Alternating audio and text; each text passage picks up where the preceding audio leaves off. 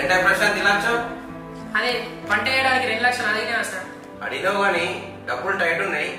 ఒక 2 నెలల తర్వాత చూద్దాం. ఓకే వెళ్ళు.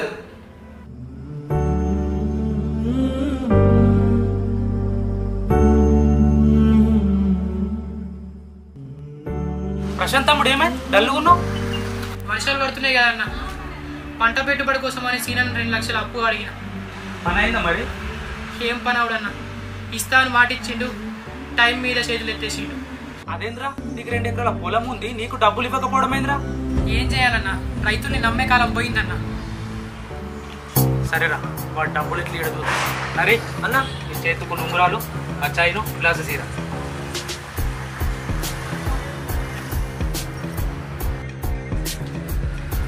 ఐదు నిమిషాలు ఆగుండ్రా, ఇప్పుడే వస్తా.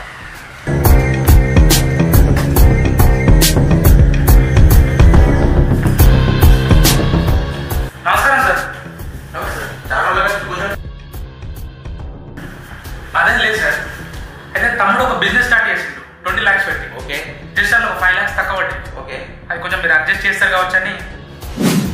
Thank you sir. సరే, మన పేపర్ మీద సైన్ చేయమంటారా? అవసరం సార్. మీ డబ్బులు ఎట్లా ఉంది సార్? అకౌంట్ ఉన్నట్టే. Thank you sir. ఒక 6 months లో కట్టింది సార్ ఈ డబ్బులు. ఓకే సార్, వెళ్ళరండి. ఓకే,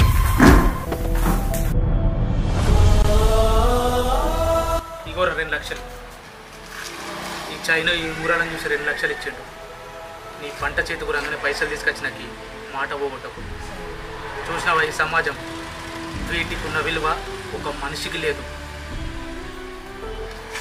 ఈ రోజుల్లో ఎట్లుందంటే 10 మందికి అన్నం పెట్టే అన్నదాతను నమ్మడం మానేసి పైకి షోయింగ్ చేసుకుంటా పకీర్ మాటలు మాట్లాడే మనుషుల్ని నమ్ముతుంది నా సమాజం.